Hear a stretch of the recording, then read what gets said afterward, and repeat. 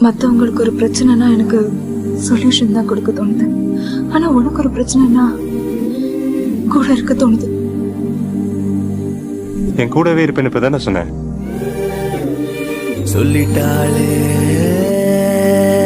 அவ காதல, சொல்லும் போதே சொகம் தாழல.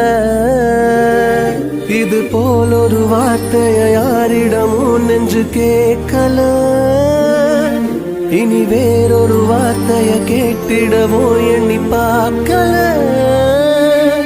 அவ சொன்ன சொல்